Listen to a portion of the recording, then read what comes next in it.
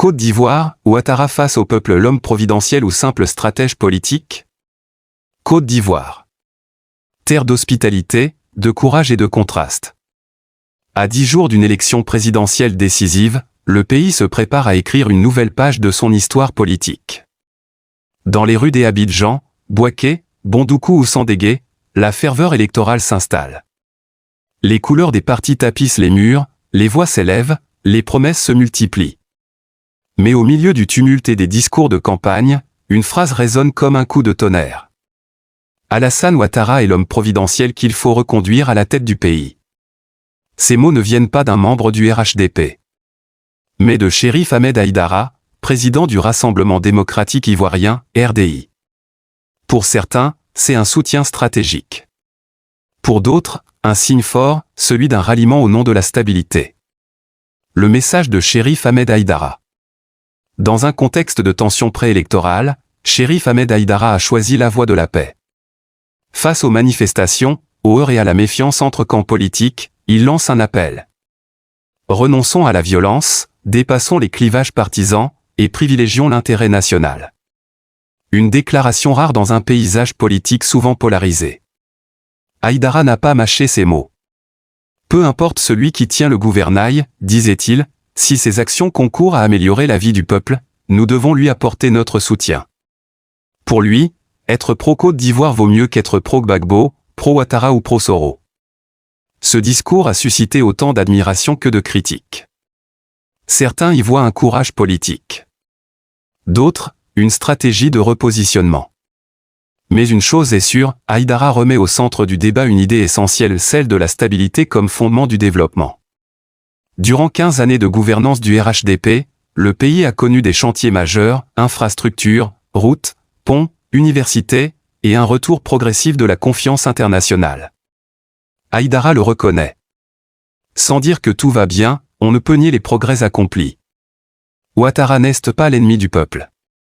Des mots forts, qui font écho à une partie silencieuse de la population, celle qui observe, compare, et juge non pas sur les émotions, mais sur les résultats. Pendant que certains appellent à la raison, d'autres galvanisent la base. Dans le district du Zanzan, Kobenan Kwasi Adjoumani, surnommé l'éléphant blanc du Zanzan, mène une campagne de terrain sans relâche. De Bondoukou à Sandégué, l'atmosphère est électrique, drapeaux oranges, chants, applaudissements. Les populations, sorties par centaines, scandent le nom d'Alassane Ouattara. Adjoumani joue la carte de la proximité. Il ne promet pas la lune, il rappelle des faits. Qui a construit le pont sur la Comoé? Qui bitume la route Bouaké-Otanda? C'est bien ADO. Ce discours, simple mais percutant, touche le cœur des électeurs ruraux. Dans un pays où les symboles de développement sont visibles, routes, écoles, électricité, la parole d'Adjoumani fait mouche. Il conclut. Si quelqu'un vient vous parler d'un autre candidat, dites-lui que celui que nous soutenons, c'est ADO. Notre ADO nous suffit. Dans la foule, l'émotion est palpable. Des femmes, des jeunes, des anciens reprennent en chœur, ADO, l'homme du développement. L'ambiance devient une véritable démonstration de force politique. Pour le RHDP, la stratégie est claire. Consolider ces bastions régionaux et créer une dynamique de confiance à l'approche du scrutin. Pour l'opposition, c'est un signal, la bataille du terrain est bel et bien engagée. Derrière les slogans et les discours, une réalité politique se dessine. Le camp Ouattara mise sur la continuité, la stabilité et les résultats visibles. Les partisans du président sortant parlent d'un homme-providence. Ses détracteurs, eux, y voient une concentration du pouvoir et une campagne des États. Mais l'élément le plus marquant, c'est l'idée d'unité nationale remise au goût du jour. De Aïdara à Adjoumani, un message traverse les frontières partisanes.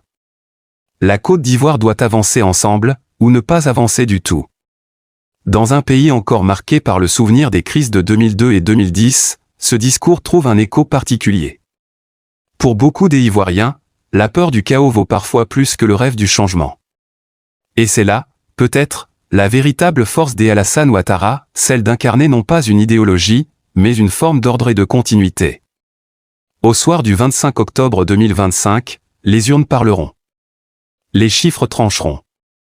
Mais une question demeurera. Le peuple ivoirien veut-il continuer sur la voie de la stabilité, ou ouvrir un nouveau chapitre? Entre discours d'unité et calculs politiques, la vérité appartient désormais au verdict des urnes. Quoi qu'il en soit, cette campagne aura révélé deux choses.